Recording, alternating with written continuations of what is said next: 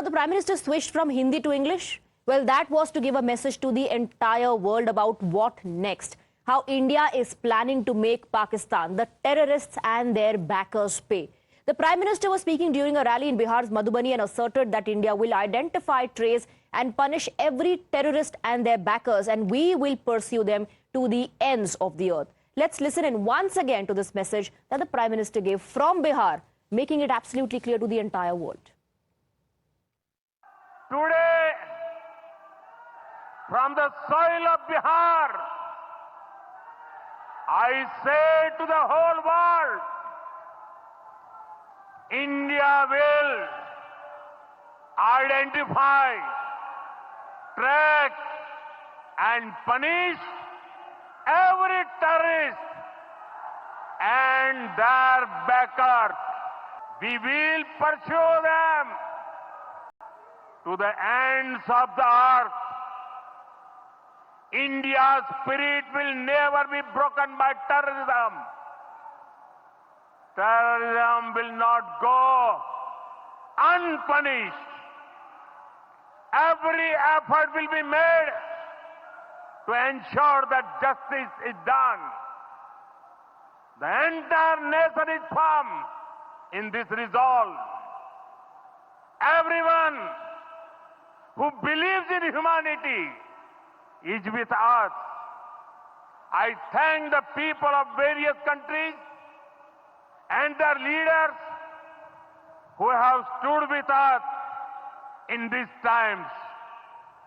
All eyes now on the government, all eyes now on Prime Minister Narendra Modi and his group of ministers, because the Prime Minister already has said, Saza milegi, mitti mein mila denge. We have two very important guests, defense experts, Major General Dhruv Katoch, Director, India Foundation, and Lieutenant General Ashok Shivane, defense expert, joining us on the broadcast. I want to begin with you, Major General Dhruv Katoch. Is this the need of the hour to get such an assurance, a strong assurance from the leadership of the country that justice will be done? And that switch was very important when the Prime Minister went from Hindi to English, not just thanking the world leaders for their support, but asserting that India will identify, trace and punish not just the terrorists, but most importantly, their backers, their handlers as well. Yes, Swati, I think it is a very important message.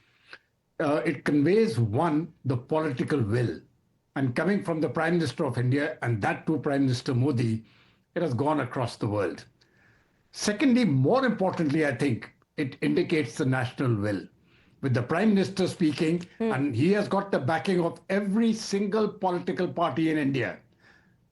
1.4 billion Indians are behind him. It is with that authority that he spoke. And I think this message will be heard by every single person and will not be to the liking of the people who are the backers. These terrorists we will get, these 4 or 5 or 6 people, at some point of time we will eliminate them, but they are not the issue. The issue is the people who planned it and who sent them here. And they are at the highest levels in the Pakistani establishment. And I think the Prime Minister's finger is pointing there. We will get you. It's a question of time, but I think we will get them. Absolutely. The most important message has come in from the top, from the leadership of the country. Lieutenant General Ashok Shivane, the first reaction of every person in India was that you need to strike back. And perhaps people are talking about military strike, because we witnessed that in the past, after Uri, after Pulwama. Yeah. And that's why perhaps people are waiting in anticipation to see some sort of a military strike. But like Major General Katoch said, you know, it's not just about the military strike. You have to hurt Pakistan where it hurts the most. And that's the reason why perhaps we have this multi-pronged attack. First, the diplomatic measures, and now the Prime Minister himself has spoken when he says that terrorism will not go unpunished. What can we expect really is the big question. Jay, and let me at the very outset say that any response strategy to such a disastrously coward act has to be integrated and along with all instruments of power of the nation. 1. 2, the strategy, the response has to be based on a strategy, and the strategy must be of strategic compellence on Pakistan not to misadventure, not to behave in the manner that they're doing, one, and to have an enduring deterrence, which in the past has failed. We have seen Balakot, we've seen surgical strike, and they have again come up. So therefore, it is very important. But to understand this and to come up with our response mechanism, I think it is very, very important to understand why did Pak and the terrorists do what they did, so that we address their roots. They did it, both Pakistan and terrorists, because they wanted to make a statement at a time on a soft target to say that all is not well in Kashmir. We still hold the levers of proxy war. There is an internal dissension and radicalization which is taking place. We can still carry out infiltration, and we can still carry out the violence. Why did they target terrorists, and why did they target non-Muslim population? Two, terrorists become a soft target, high impact globally. You mean civilians? You mean the tourists becoming a target? Two, that targeting non-Muslims was to play up the communal card, which the country is already trying to overcome at various sections, to play it up and bring in another communal divide and escalate the violence.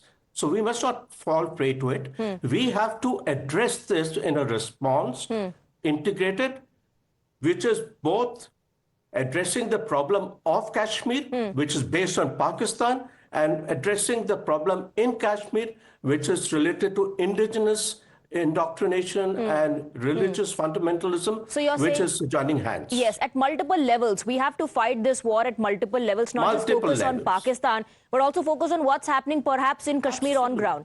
Major General Dhruv Katoch, and we've seen how Osama bin Laden was killed on the Pakistani soil by the Americans. We've seen how Israel avenged the terror attack that took place. I'm not saying that we follow the same strategy and just do that, but at this point of time, and I think I completely agree with Lieutenant General Shivane that there has to be a fight on multiple levels, not just against Pakistan, which is absolutely sure is going to take place, but also on what's changed in Kashmir. Because in the recent past, all we've heard were successful anti-terror operations. We've heard about the top commanders of the terror organizations being neutralized. And the fact that the footfall increased was a big sign of normalcy. You see, you're right. It was normalcy, and normalcy had set in. And the thing is, the greater the normalcy in Kashmir, the more bitter Pakistan became. Because they found it very, very difficult to revive their agenda, and every passing day made it worse. So that perhaps was their compulsion to strike. They wanted to create religious discord, which is why they specifically said, we are going to kill the Hindus. It was specific. It is not just what the terrorists did. It is what their army chief said a few days back to a gathering of, there were the expatriate Muslims, the Pakistanis from all across the world. And he was addressing them. And he made it very clear to them. He spoke of the two-nation theory, and he said, Hindus and Muslims cannot live together. We are different people. And then he also spoke of Kashmir, and he spoke of it as the lifeblood, the nerve center. Now, he was trying to instigate people. And there are many intellectuals in Pakistan who are aghast at what Asif Munir has said. Right. To the extent now that people are calling Asif Munir the Osama bin Laden of Pakistan. He has got that moniker now. So everything has been stage managed. It has been done at the highest level in the Pakistani hierarchy. And to say why, despite 370 being revoked 5 years back, well, incidences have come down, things are normalizing. But when you have a neighbor who continuously pumps in people, it is very difficult to stop incidents from taking place in India unless the root cause is addressed. The root cause lies in Rawalpindi.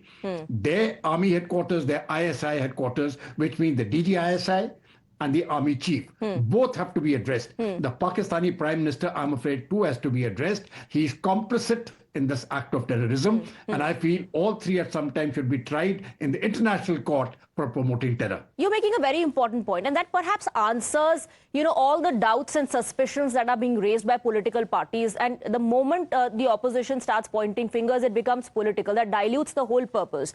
Lieutenant General Ashok Shivani, one thing that hasn't changed.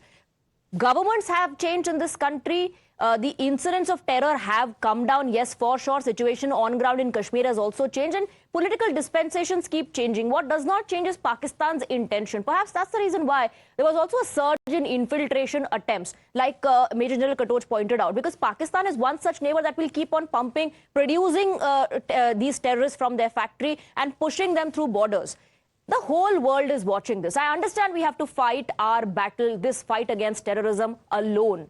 But do you think when the time comes, the world will stand with India?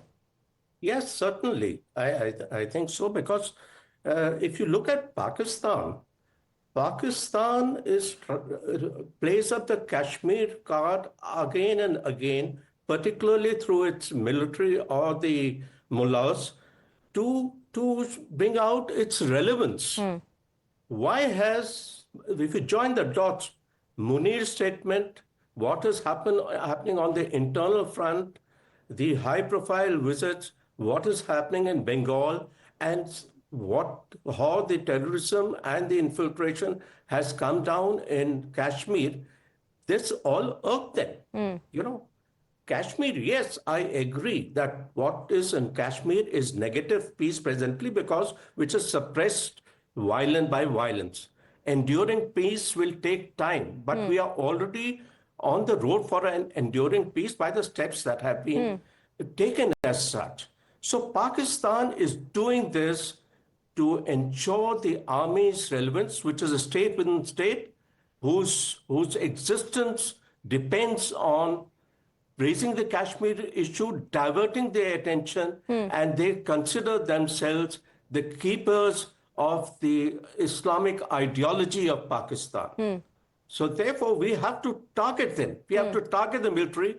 We have to make the military look small in the eyes of the nation. Unless we do that with intent and intensity and the time and place of understanding, and hit them hard, hit them where it hurts, and hurt them where it lasts. Unless we do that, I'm afraid we will be doing this again and again. I think that is a very important point. Hit them where it hurts and hurt them where it is going to last. Major General Katoch, however, there are a lot of people who believe that, it's not the time to get emotional. But if you were to assess and analyze the measures that have been taken by the government so far, or the statement that has come in from the Prime Minister in terms of, avenging the attack, or, talking especially about the terrorists and their backers and the perpetrators, how would you view that? Is that a knee-jerk reaction, a well-thought-out strategy, well-planned decision, at the same time keeping in mind the sentiment of the public on ground? You see, the military and the political establishment on these issues will not act on public sentiment. Yes, the public is emotional. 1.4 billion Indians are emotional, and we want revenge. Let there be no mistake about that. It will be given, but it will be calculated. We will know the first step has been taken, which I think is a very important step, and Pakistan is already shaken. But when we are looking at kinetic options, as General Shivani has very rightly said, it is not we suddenly pick up and get up in the morning and say we are going to war. It doesn't work that way. Every aspect of it will be planned. Even sending out an air mission takes a very detailed level of planning. And here we are talking about planning from the land, the air, the sea, a whole of nation response. That response will be given. It is not going to be Balakot. Balakot will be considered very small compared to what is going to happen. That's a very big... intent is very clear. Yes. When it takes place, whether it is a week, a month, or 6 months from now, that doesn't really matter. The message of the Prime Minister has been well received, I believe, because every single individual is talking about the magnitude. You're saying it's not going to be like Balakot because that was very small. If you are looking at the scale of how that transpired, it's going to be very big. That's what you're saying. Thank you very much, Major General Katoch and Lieutenant General Shivani, for joining us on the broadcast. Thank you for your time.